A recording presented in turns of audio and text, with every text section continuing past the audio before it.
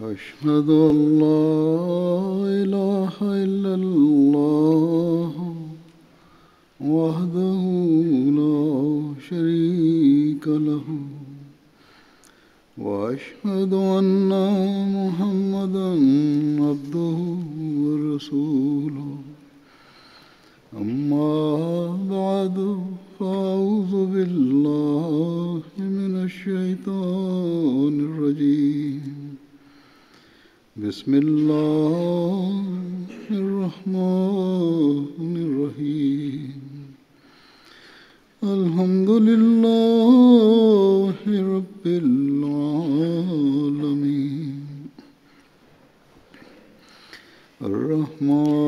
الرحمن الرحيم مالك يوم الدين إياك نعبد وإياك نستعين اهدنا الصراط المستقيم صراط الذين أنعمت عليهم غير المغضوب عليهم ولا الضالين وعد الله الذين آمنوا منكم وعملوا الصالحات ليستخلفنهم في الأرض كما استخلف الذين من قبلهم ولا يمكنن لهم دينهم الذي ارتضى لهم ولا يبدلنهم من بعد خوفهم أمنا يعبدونني لا يشركون بي شيئا ومن كفر بعد ذلك فأولئك هم الفاسقون وأقيموا الصلاة وآتوا الزكاة وأطيعوا الرسول لعلكم ترحمون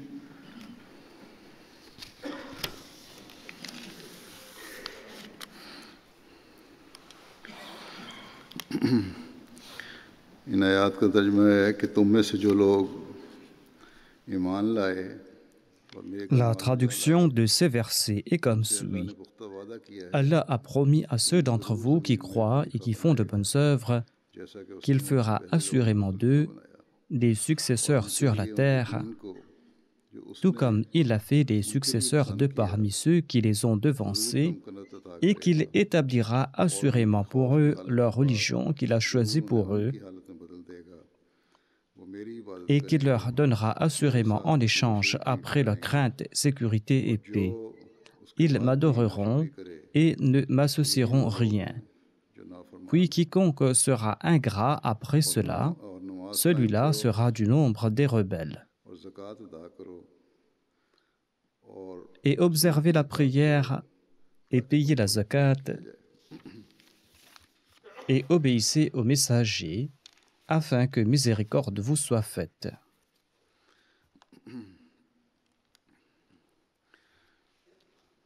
इन आयात में अल्लाह ताला के एक वादे के बारे में बयान हुआ है वाज़े हो कि अल्लाह ताला ने एक Ces वादा versets फरमाया du है Saint-Coran कि évoquent अगर une इससे चलो promesse divine.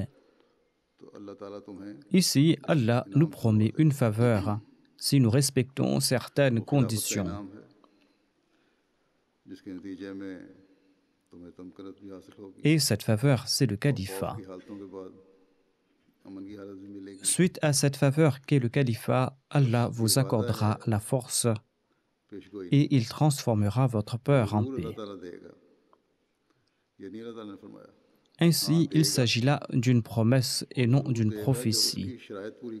Allah n'affirme pas qu'il accordera certainement cette faveur. Certes, il accordera cette faveur lorsqu'on va respecter toutes les conditions qui sont liées à cette promesse. L'adoration de Dieu et se détourner entièrement du polythéisme, du shirk, font partie des conditions qui sont stipulées ici. Si l'on n'est pas en train d'adorer Dieu, si l'on ne respecte pas les exigences de cette adoration, et si l'on n'évite pas entièrement le polythéisme comme le souhaite Allah l'exalté, eh bien, l'on ne pourra pas profiter entièrement de cette promesse qui a été faite dans ces versets. Même si le califat est présent, ceux qui ne respectent pas ces conditions ne pourront pas en profiter.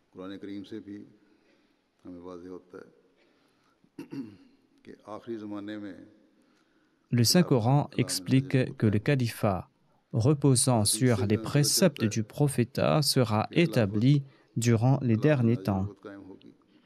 Les hadiths aussi prédisent aussi que l'avènement de ce califat reposant sur les préceptes du prophétat sera permanent. Le Messie premier d'Islam nous a expliqué clairement que le califat sera établi après lui et que ce califat sera permanent.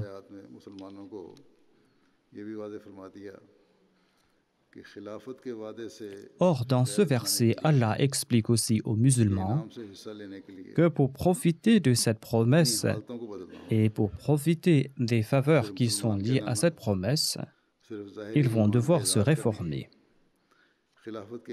Il ne suffira pas de se proclamer musulman pour mériter les faveurs du califat.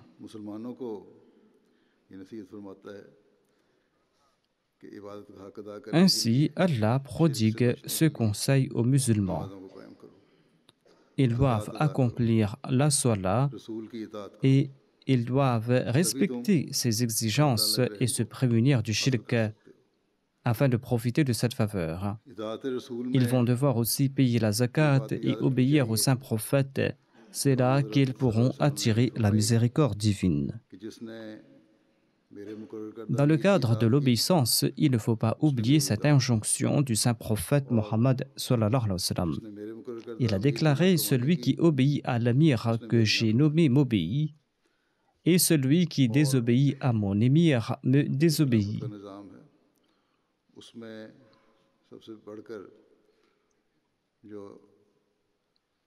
L'émir le plus important nommé par le saint prophète Mohammed paix soit sur lui est le calife.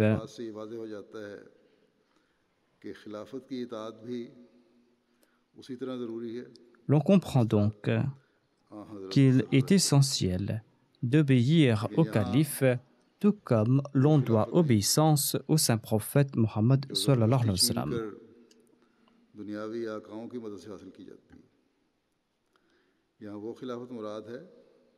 Or, il ne s'agit pas ici du califat établi de force par l'aide des maîtres temporels. Il s'agit du califat établi selon les préceptes du prophète. Le saint prophète Mohammed sallallahu alayhi wa sallam déclare ouvertement que ce califat sera établi après l'avènement du Messie promis.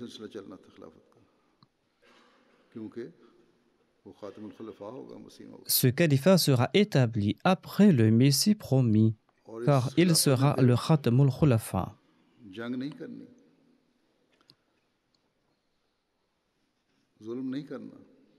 Ce califat ne mènera pas des guerres. Ce califat ne va pas commettre des exactions. Ce califat va enjoindre le respect de la salat, va enjoindre le paiement de la zakat et va aussi enjoindre les sacrifices financiers afin de favoriser la diffusion du message de la foi et afin de combler les besoins d'autrui.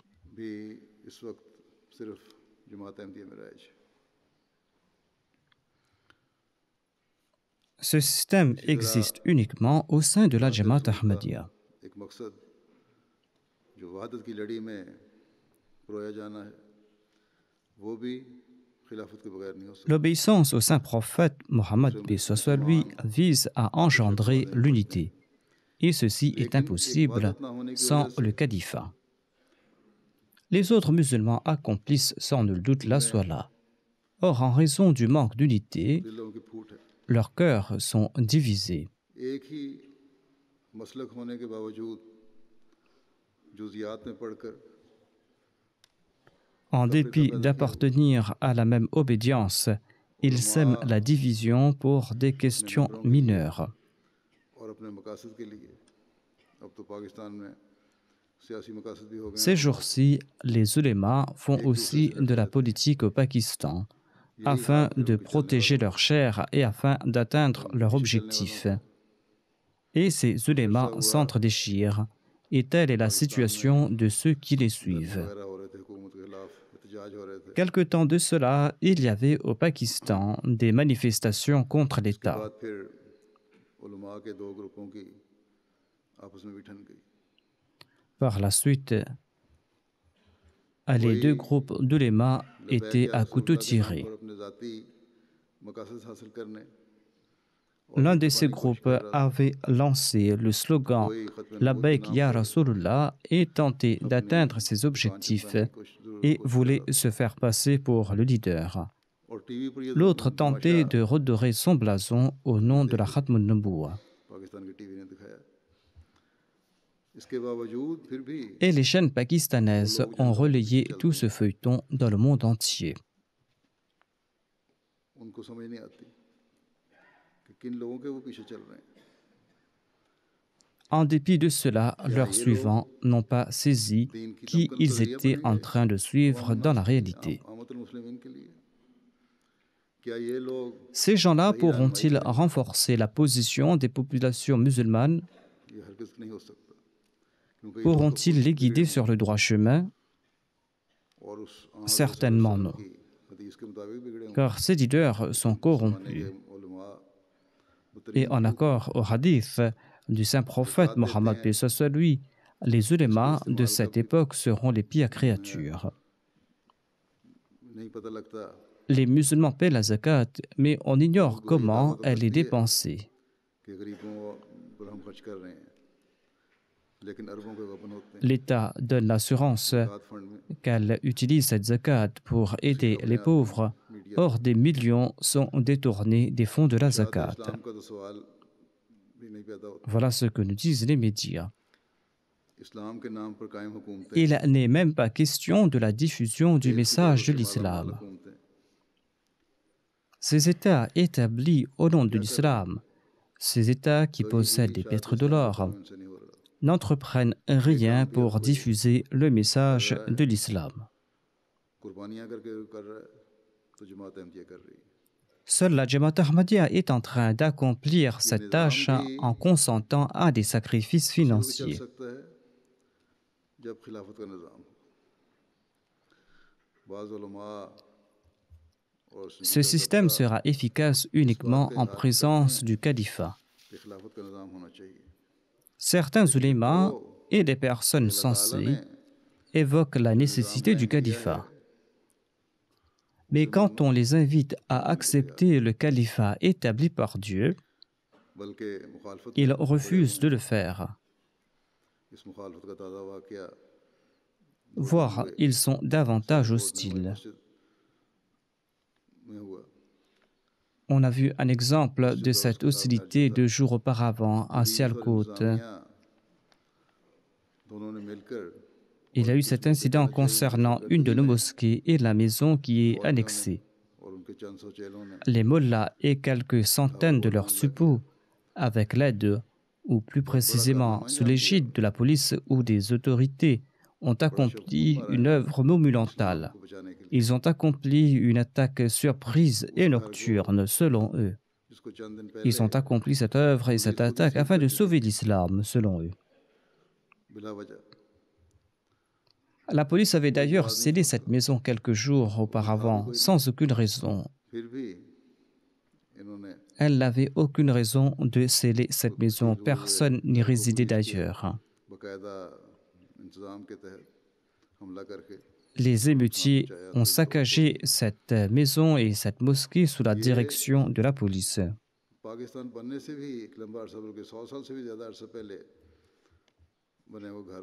Cette maison ainsi que cette mosquée existent depuis plus de 100 ans, avant même la création de l'État du Pakistan. Personne ne pouvait accuser les Ahmadis d'avoir construit cette mosquée aujourd'hui et qu'ils étaient contraints de détruire son minaret et sa coupole. Ainsi donc, ces gens débordent d'hostilité et ils annoncent à présent qu'ils vont s'attaquer à d'autres mosquées et qu'ils vont détruire d'autres mosquées Ahmadis. Ce sont là les déclarations d'un certain Hafiz ou d'un Qari appartenant à une partie politique. Il se proclame Hufaz, mais il ne possède aucune connaissance du Saint-Coran. D'ailleurs, tel est leur destin suite à leur hostilité à l'encontre du Khatamul Khulafa et du juge juste suscité par Allah.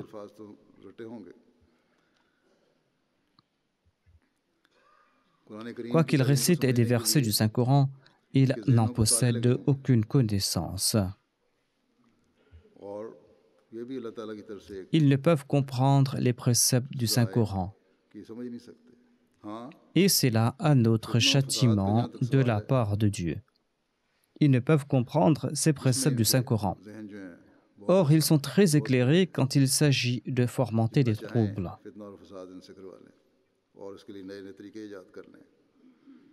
Ils peuvent en fomenter autant qu'on le souhaite, et pour ce faire, ils ont l'imagination très fertile. En tout cas, nous ne sommes pas à leur hauteur dans ce domaine. Ceci est leur état d'esprit. D'ailleurs, ils se conspuent les uns les autres dans leurs mosquées. Ils ourdissent dans leurs mosquées des complots et ils profanent ainsi la sainteté de leur lieu de culte. Et ils profanent aussi la sainteté de nos mosquées qui ont été bâties uniquement pour l'adoration d'Allah. Ils profanent la sainteté de ces mosquées en les scellant et en s'attaquant à elles.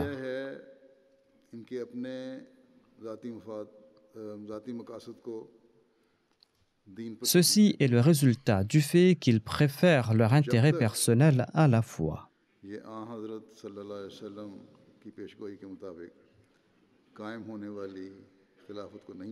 Tant qu'ils n'accepteront pas le califat établi en accord aux prophéties du saint prophète Mohammed sallallahu alayhi wa sallam, ils ne cesseront de commettre ces infamies et l'on ne pourra espérer aucun acte de bienveillance de leur part.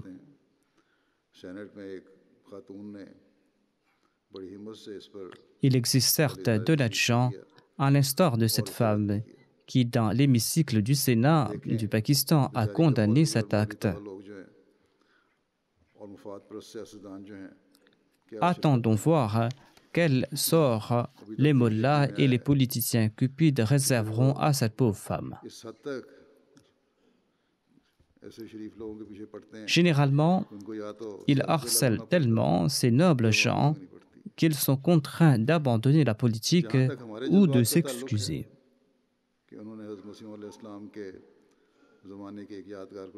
Pour ce qui est de nos sentiments, ils ont détruit certes un monument historique datant de l'époque du Messie premier alayhi salam.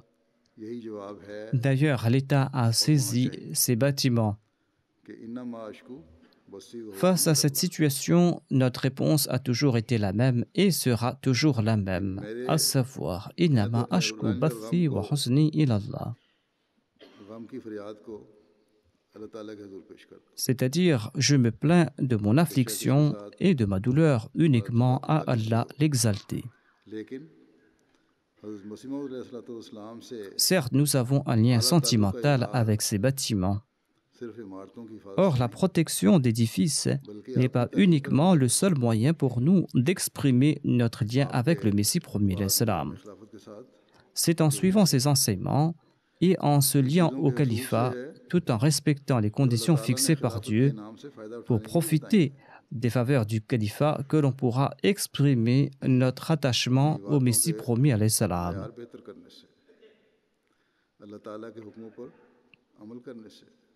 C'est aussi en rehaussant le niveau de notre adoration, c'est aussi en rehaussant le niveau de notre respect des préceptes divins et de notre obéissance.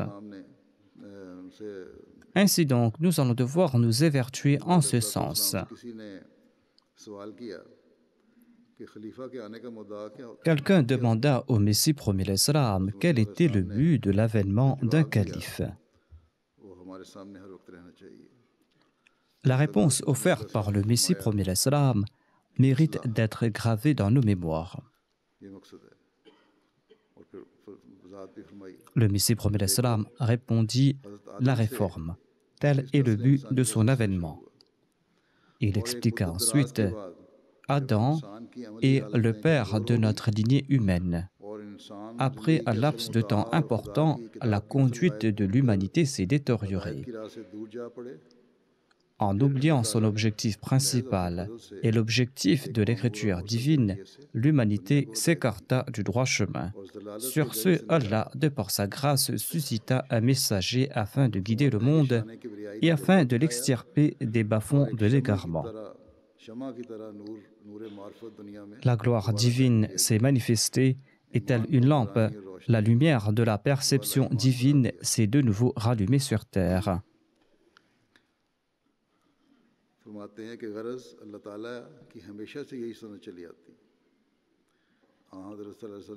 Telle est la sunna de Dieu depuis l'époque d'Adam jusqu'au saint prophète Mohammed sallallahu alayhi wa sallam. Telle a été la sunna de Dieu depuis Adam jusqu'au saint prophète Mohammed sallallahu alayhi wa sallam. Ainsi, lorsqu'on oublie après un certain temps les enseignements du prophète d'antan, et lorsqu'on perd la lumière de la droiture et de la foi, et quand le monde est empêtré dans l'égarement et le péché, lorsque le monde est entouré de toutes parts par les ténèbres, l'attribut d'Allah entre en action. Par le truchement d'un grand personnage, Allah rétablit sur terre son nom, son unicité, ainsi que les excellences morales, prouvant ainsi son existence grâce à des milliers de signes. Ainsi, il rétablit de nouveau sur terre l'irfan, la perception divine, ainsi que la taqwa qui était naguère perdue. Les musulmans ainsi que les non-musulmans ont perdu la foi et la taqwa. C'est pour cette raison qu'Allah a suscité le Khatamul Khulafa en accord aux prophéties du saint prophète Mohammed sallallahu alayhi wa sallam. Le Messie promis l'Islam ajoute une révolution spectaculaire a ensuite lieu et notre communauté a été établie conformément à cette sunna. Cette dernière phrase mérite qu'on s'y attarde. Ainsi, la Jamaat Ahmadiyya a été établie afin de prouver l'existence de Dieu, afin de rétablir de nouveau une unicité divine, ainsi que les excellences morales. La conduite de la majorité des musulmans est désastreuse. Ces musulmans s'adonnent au culte des morts et sont ainsi coupables de polythéisme et d'innovation. Ils admettent aujourd'hui que les musulmans sombrent dans la débauche et dans la dépravation. Ils écrivent des éditoriaux à ce propos. Or, tout comme je l'ai dit, ils ne sont pas prêts à accepter celui qui est venu en s'étant asservi au saint prophète Mohammed lui, celui qu'Allah a suscité afin de les guider et afin de les faire sortir des gouffres de l'égarement.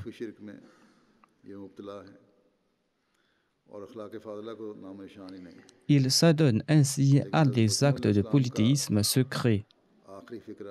Il n'existe pas en eux une once d'excellence morale. Or, la dernière phrase du Messie promis l'Islam doit constamment nous éclairer, notamment que cette communauté a été établie en accord à cette ancienne sunna de Dieu.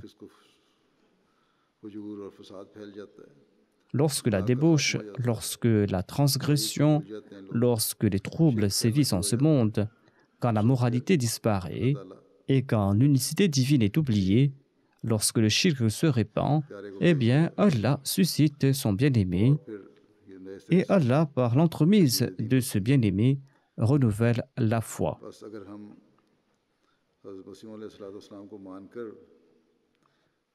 Ainsi donc, si après avoir accepté le Messie premier l'Islam, nous ne nous réformons pas, eh bien, notre situation sera des plus inquiétantes. Nous devons accomplir constamment notre analyse de conscience. Sommes-nous en train d'accomplir les œuvres qu'Allah a liées aux faveurs découlant du califat? Est-ce que nous sommes en train d'accomplir des œuvres qu'Allah a liées aux faveurs découlant du califat? Quelle est la norme fixée pour ces œuvres?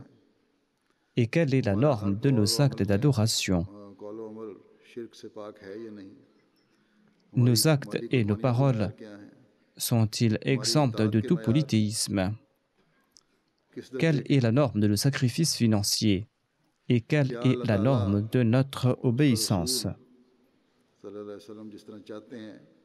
Sommes-nous à la hauteur des attentes d'Allah et de son prophète à notre égard?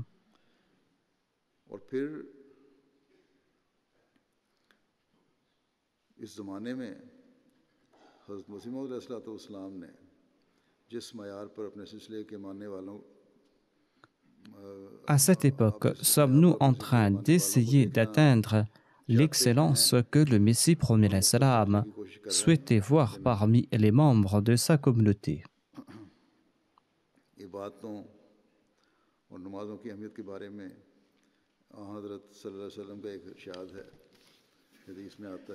Dans un hadith, l'on retrouve l'importance de l'adoration et des salats. Abu Huraira radhiyallahu anhu rapporte que le saint prophète Mohammed a déclaré: la première chose dont l'homme devra rendre des comptes est la salat au jour de la résurrection. S'il passe cette épreuve, il réussira et il atteindra le salut. S'il échoue dans ce domaine, eh bien, il sera humilié et il sera du nombre des perdants. S'il y a des manquements dans ses prières obligatoires, Allah compensera ses prières obligatoires par ses prières nawafil.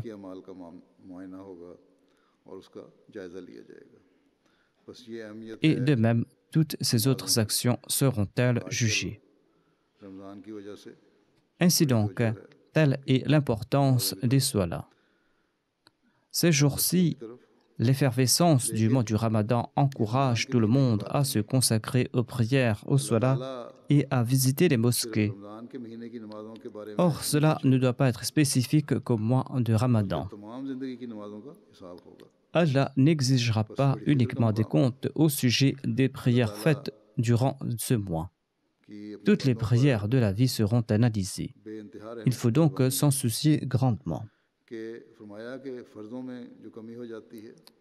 Allah a répandu de grandes faveurs sur l'homme. Il peut y avoir des manquements dans ses prières obligatoires en raison des faiblesses humaines. En effet, la nature humaine est ambivalente. Parfois, l'homme ne peut pas s'acquitter de ses devoirs. Pour pallier cela, Allah l'exalté déclare qu'il compensera les manquements des prières obligatoires par les prières nawafil accomplies durant sa vie.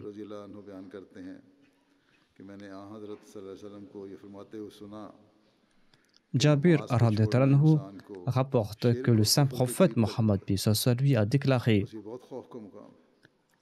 être négligent dans l'observation de la salat rapproche l'homme du polythéisme et de l'incroyance. Il s'agit de manquements très graves. Le polythéisme est une transgression des plus déplaisantes aux yeux d'Allah. Allah ne le pardonnera jamais. Peut-on bénéficier de cette faveur d'Allah qu'est le califat en commettant cette transgression? Certainement non. En expliquant la teneur de la Salat, sa grandeur d'esprit et son essence, le Messie premier alayhi salam déclare: d'aucuns se rendent aux mosquées, ils prient et ils respectent également les autres piliers de l'islam. Cependant, ils ne sont pas récipiendaires de la divine. Et on ne peut pas voir des changements significatifs dans leurs mœurs et dans leurs habitudes. Un changement drastique doit se manifester dans les habitudes et les mœurs des personnes qui prient. Cela laisse donc présager que leurs actes d'adoration ne sont que routiniers et sont dénués d'une quelconque réalité. Le respect des commandements divins est tel une graine qui influe à la fois sur l'âme et sur le corps. Cette semence doit avoir un effet sur l'âme. Une graine placée en terre pousse et s'épanouit. De même, la Salat doit influer sur notre âme, sur notre corps et nos mœurs. Le Messie premier alayhi salam ajoute: lorsqu'un paysan irrigue son champ et l'ensemence au prix de grands efforts et qu'après 2 mois, il n'y a aucune germination, il va conclure que ces semences n'étaient pas bonnes. C'est-à-dire, si ces graines ne germent pas, eh bien, cela veut dire que ces semences ne sont pas de bonne qualité. Il en est de même des ibadah, dit le Messie premier alayhi salam. J'ai expliqué ici le terme germination en langue ourdou, car certains traducteurs disent que j'utilise des termes dont ils ignorent le sens. Le Messie premier alayhi salam déclare: il en est de même pour l'adoration.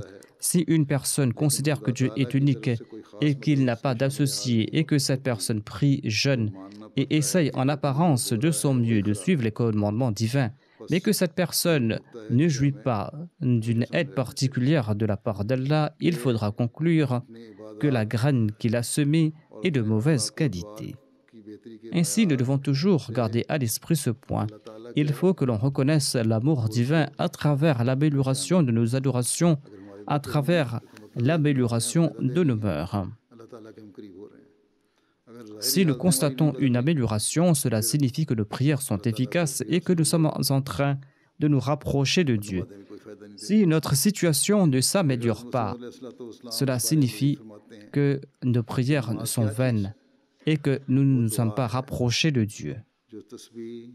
Le Messie premier alayhi salam ajoute: qu'est-ce la Salat? C'est une supplication que l'on adresse à Dieu avec humilité tout en proclamant sa gloire, en chantant ses louanges et en exaltant sa sainteté et en implorant son pardon et en envoyant des salutations et des grâces sur le saint prophète.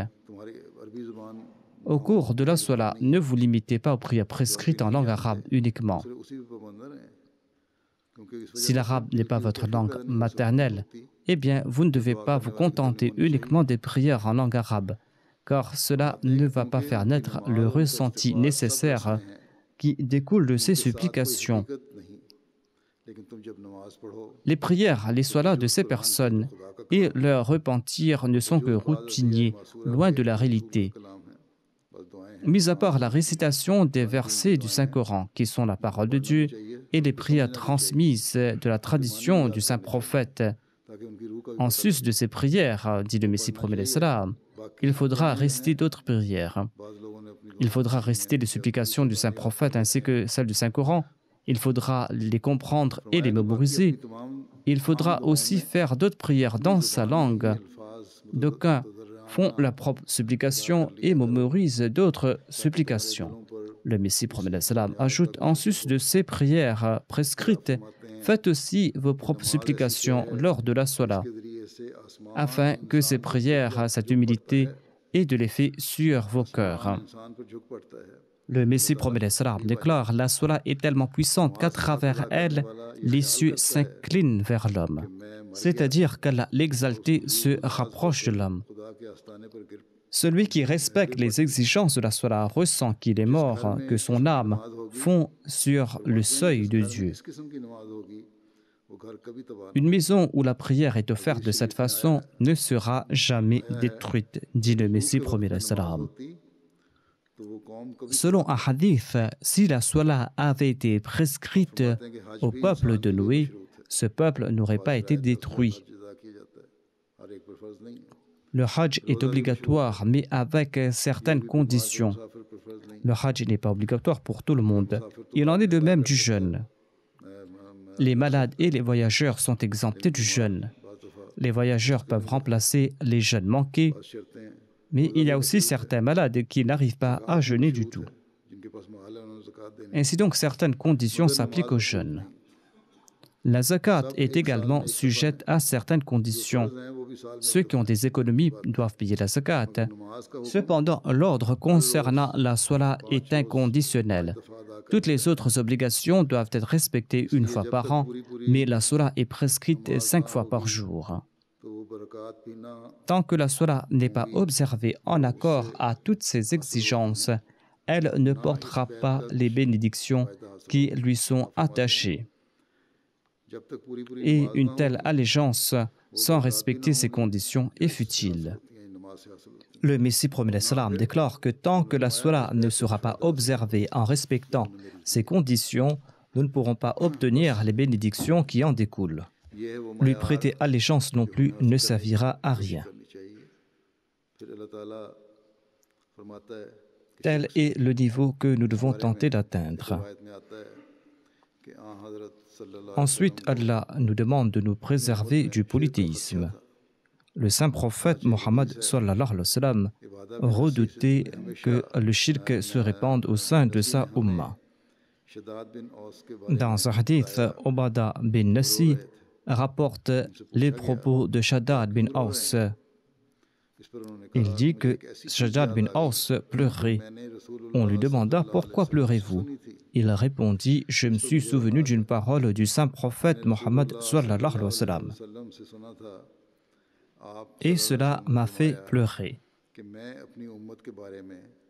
J'ai entendu le saint prophète Mohammed sallallahu alayhi wa sallam déclarer « Je redoute que le shirk et les désirs secrets se répandent au sein de ma umma. » Le rapporteur a demandé au prophète d'Allah « Est-ce que vos suivants vont s'adonner au shirk après vous ?»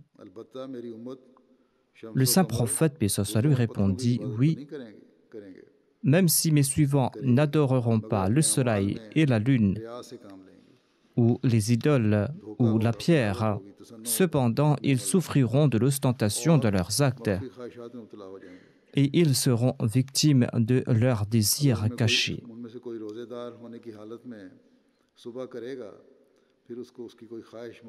L'un d'entre eux entamera le jour en jeûnant, mais lorsqu'il désirera quelque chose, il mettra fin à son jeûne pour satisfaire son désir.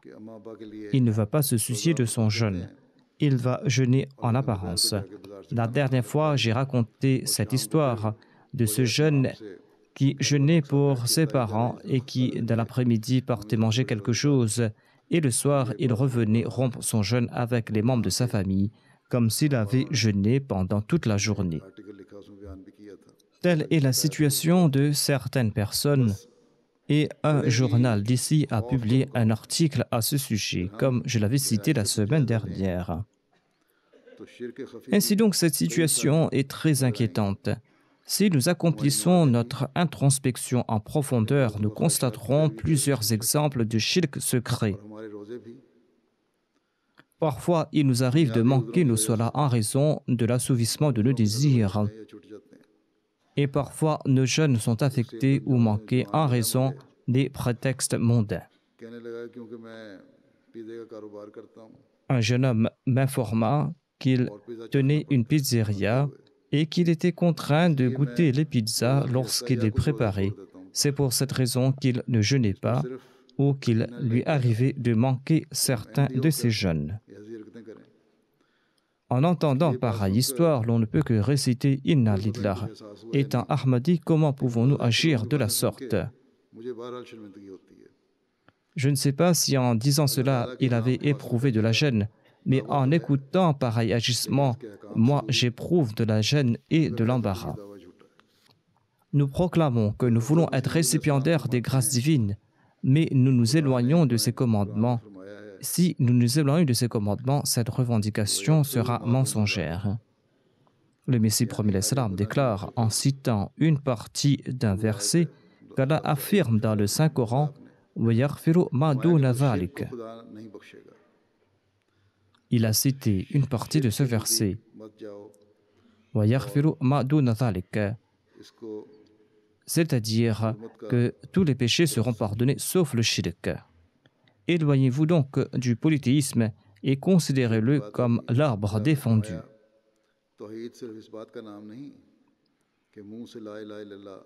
Ensuite, le Messie premier l'Islam ajoute « La tawhid, l'unicité de Dieu, ne signifie point proclamer verbalement la ilaha illallah quand on dissimule au fond du cœur des centaines d'idoles. Quiconque vénère ses plans, ses desseins malveillants, ses ruses, son ego, comme il aurait dû vénérer Dieu, quiconque se fie à un autre comme il aurait dû se fier à Dieu l'unique, eh bien celui-là est un idolâtre aux yeux de Dieu. »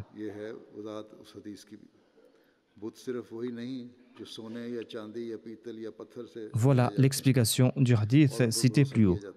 Les idoles ne sont pas uniquement faites d'or, d'argent, de cuivre ou de pierre.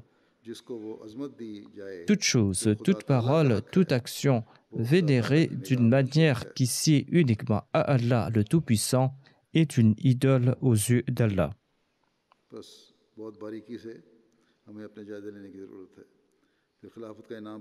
Ainsi donc, nous devons accomplir notre introspection de façon approfondie.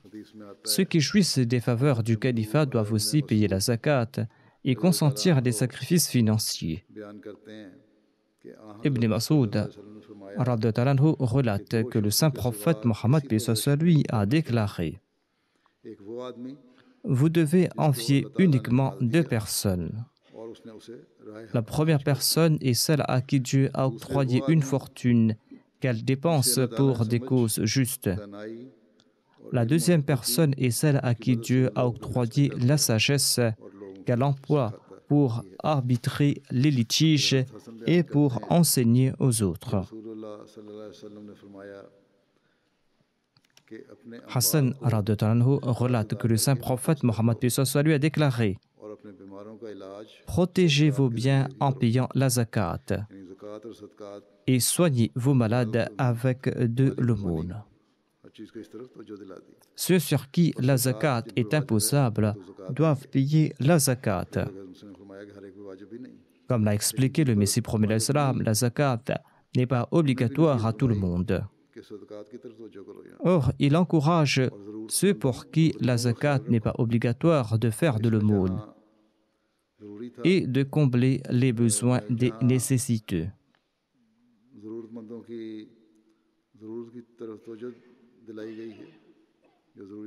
Ceci met en exergue l'importance de subvenir aux besoins des démunis. Et cela met en exergue aussi la nécessité de l'unité, car c'est sous l'égide du califat que l'on pourra dépenser à bon escient l'argent de la zakat et les autres biens. Le système de la Jamaat existe à cet effet. Elle dispose ou peut disposer de données fiables sur les démunis. Et les différentes Jamaat locales doivent d'ailleurs fournir ces détails à la Jamaat centrale après une enquête de terrain. L'on dispose généralement d'une liste de ces personnes. Le calife aussi reçoit des données à ce propos de divers endroits, envoyées par différents individus ou par les intéressés eux-mêmes. Et le calife autorise la Jamaat et la Nizam de fournir cette aide nécessaire à ces personnes. C'est pour cette raison que la Jamaat fournit cette aide à ces personnes dans la mesure de ces personnes en Afrique et ailleurs.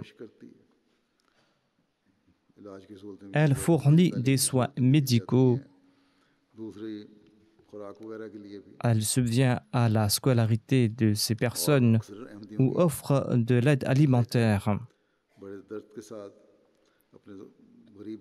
D'ailleurs, j'ai constaté que la majorité des Ahmadis viennent en aide à leurs frères démunis avec une grande compassion et ils consentent à des sacrifices financiers à cet égard. Cela d'ailleurs engendre de l'unité. Le Messie premier a lié l'accomplissement de la Salah au paiement de la zakat, en accord aux enseignements de Dieu l'exalté.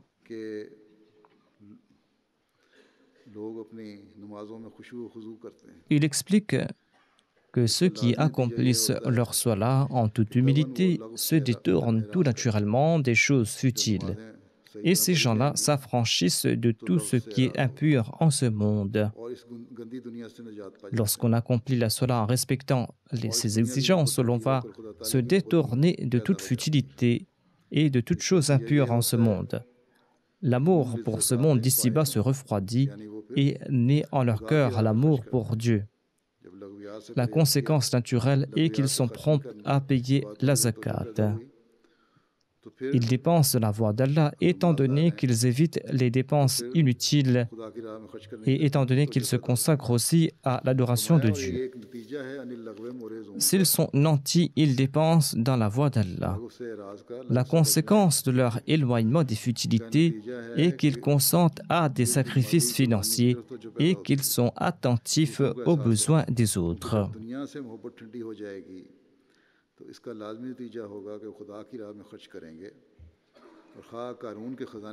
Quand l'amour de ce monde s'apaise, ils dépenseront certainement dans la voie d'Allah. Même s'ils sont riches comme Crésus, ils n'hésitent pas à dépenser leur fortune dans la voie de Dieu.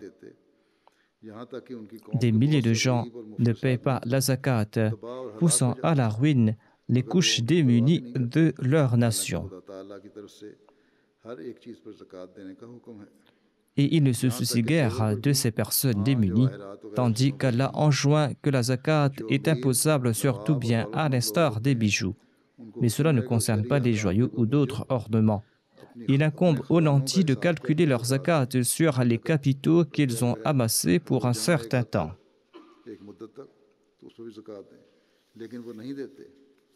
S'ils ont amassé des biens pour un certain temps, ils doivent payer la zakat sur cette somme qui a été amassée ou qui a été économisée. Mais ils ne le font pas. Mais Allah déclare « Anil larbi mu'ridun » quand ils paieront la zakat, ils tenteront d'éviter ce qui est futile. Leurs salas seront empreintes d'humilité et ils éviteront par leur truchement toute chose futile.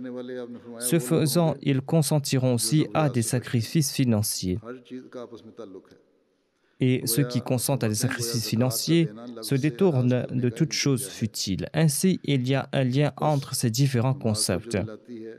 Offrir la zakat est le résultat de s'être détourné des choses futiles, explique le Messie promet l'Islam. Ainsi, la Salah nous permet d'éviter les futilités et nous encourage à accomplir de bonnes œuvres. Et la Salah nous permet aussi d'éviter les dépenses inutiles et à dépenser dans la voie d'Allah en toute sincérité. Ainsi, le Messie promet l'Islam conclut que ces sacrifices pour la cause d'Allah permettent à l'homme d'éviter de nombreuses futilités. Ensuite, Allah conseille à ceux profitant des faveurs liées au califat de faire preuve d'une grande obéissance. Ubadah bin Samit rapporte dans un hadith que nous avons promis sur la main du saint prophète Mohammed lui que nous écouterons et que nous obéirons en temps de bonheur comme en temps de difficulté, dans la joie comme dans la tristesse, et que nous ne nous soulèverons pas contre ceux qui sont en autorité sur nous, là où nous serons. Nous allons toujours nous adhérer à la vérité, nous allons dire toujours la vérité, et nous n'aurons pas peur des objections des détracteurs, quelle que soit leur personne, lorsqu'il sera question de la personne de Dieu. Le saint prophète, paix soit lui, n'avait pas donné ses ordres uniquement concernant sa personne, il avait aussi émis ces mêmes directives concernant le califat et la nizam. Abu Huraira relate que le saint prophète Mohammed lui a enjoint: écoutez et obéissez votre dirigeant dans ce que vous aimez et dans ce qui vous déplaît, dans la difficulté comme dans l'aisance, et même si on offre des privilèges à autrui à votre détriment. Vous devez en toute situation faire preuve d'obéissance à l'égard de vos dirigeants.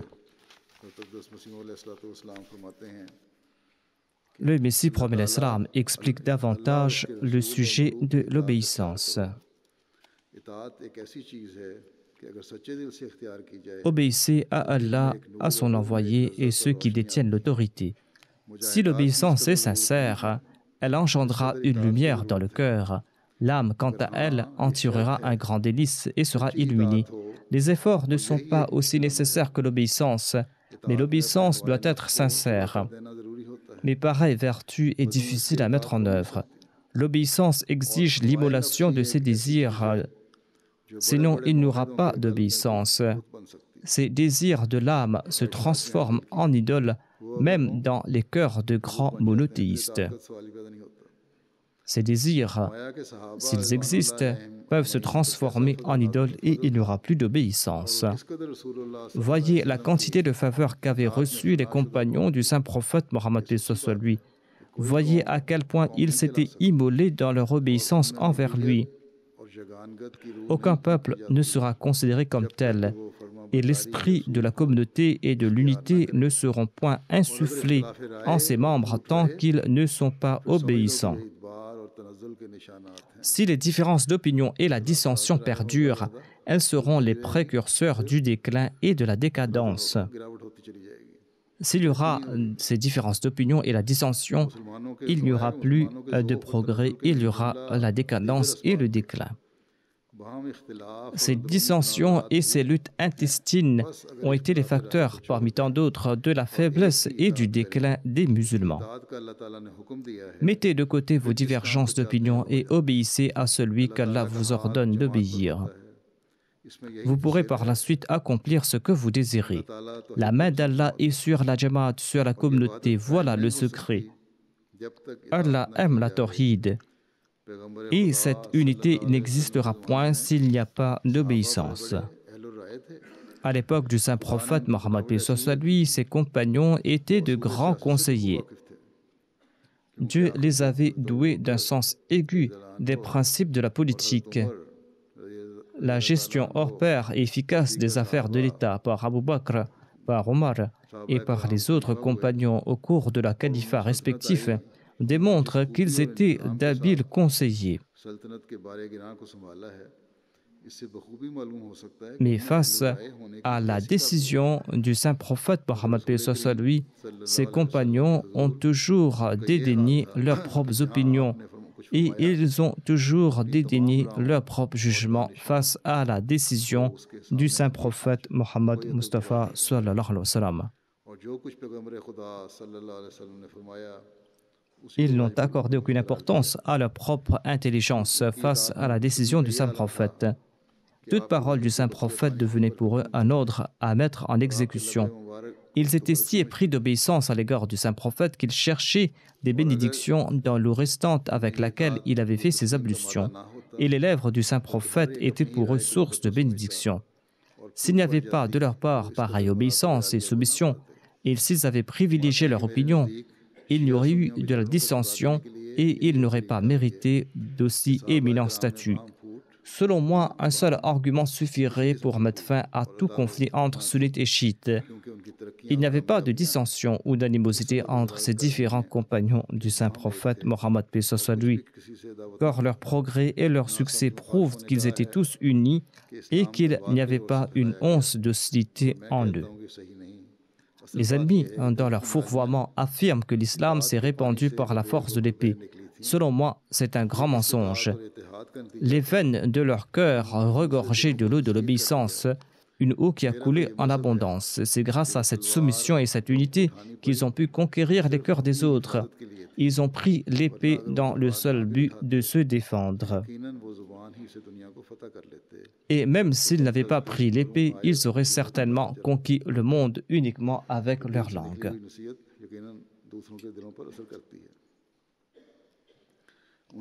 La parole qui vient du cœur touche sans nul doute le cœur. Ils ont accepté, le cœur sincère, une vérité qui s'offrait à eux. Ils n'avaient point de leur part artifice ou ostentation. Leur sincérité était la raison de leur succès. Le véridique a recours à l'épée de sa véridicité. La lumière de la confiance en Allah resplendissait sur le visage du saint prophète Mohammed paix soit sur lui. Une lumière apparaît de la gloire et de la beauté divine.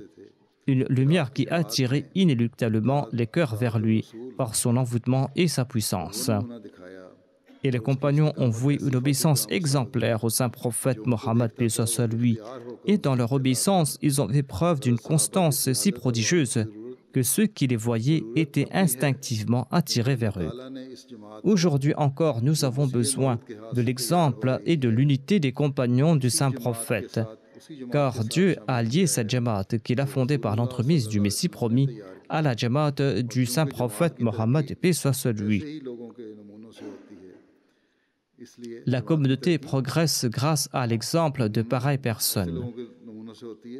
Vous qui dites appartenir à la jamaat du Messie promis, et vous qui désirez rencontrer la jamaat des compagnons du saint prophète Mohammed paix soit sur lui, vous devez vous parer, vous aussi, des couleurs des compagnons du saint prophète Mohammed sallallahu alayhi wa sallam. Vous devez faire preuve d'une obéissance, d'une affection et d'une fraternité similaires. Vous devez en somme vous enrichir de toutes les qualités et des vertus des compagnons du saint prophète. Le Messie promet salam avait prodigué ses conseils à ses compagnons à l'époque. Or, si nous souhaitons pérenniser le progrès de la jamaat ainsi que le califat, nous allons devoir préserver avec constance ces exemples au sein de la jamaat. C'est là que nous jouirons du progrès constaté dans le passé. C'est là la norme à atteindre si nous souhaitons profiter des faveurs divines. Nous allons devoir rehausser le niveau de nos actes d'adoration et protéger nos salats et débarrasser entièrement nos paroles et nos œuvres du shirk et dépenser de nos biens pour la cause d'Allah et faire preuve d'une obéissance indéfectible à l'égard du califat. Et nous allons devoir préserver cette obéissance. C'est en respectant ces conditions que nous profiterons des faveurs du califat et des bénédictions divines qui y sont liées.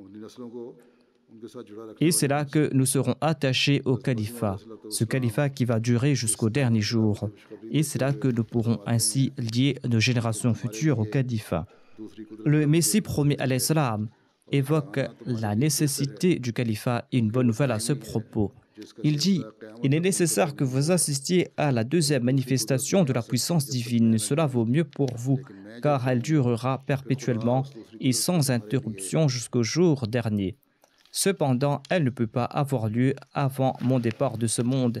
Et quand je serai parti, Dieu va manifester pour vous pour toujours cette deuxième manifestation. » C'est ainsi qu'il me l'avait promis dans l'ouvrage Brahine Ahmadiyya. Cette promesse ne me concerne pas, mais bien vous. Il a déclaré « Je ferai ceux qui ont cru en toi prévaloir jusqu'au jour du jugement sur ceux qui t'ont renié. » Il est donc nécessaire que vous voyiez le jour de mon départ pour que vienne cette époque promise qui va durer pour toujours. Notre Dieu est un Dieu vrai et fidèle. Il tient ses promesses et il vous fera voir tout ce qu'il vous a promis. Quoique ces jours soient les derniers de ce monde et que beaucoup sont les afflictions qui doivent le visiter, il est nécessaire qu'il se conserve jusqu'à l'accomplissement de ses prophéties. Je suis venu comme la puissance de Dieu sur terre et je suis une personnification de la puissance divine. Et après moi, d'autres viendront qui seront la manifestation de sa deuxième puissance. Allah nous a accordé cette faveur qu'est le califat. Et depuis les 110 dernières années, nous sommes en train de voir les faveurs divines ainsi que l'accomplissement des promesses faites au Messie promis alayhi salam.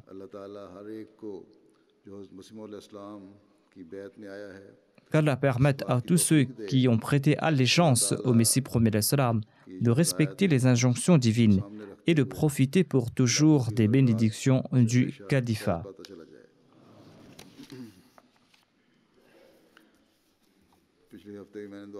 La semaine dernière, je vous avais demandé de prier pour le Pakistan. Je demande aux Pakistanais en particulier de prier en ce sens. Ils doivent accomplir avec plus d'ardeur leur salat, leur nawafil et leur dhikr. Qu'Allah nous en accorde à tous la possibilité.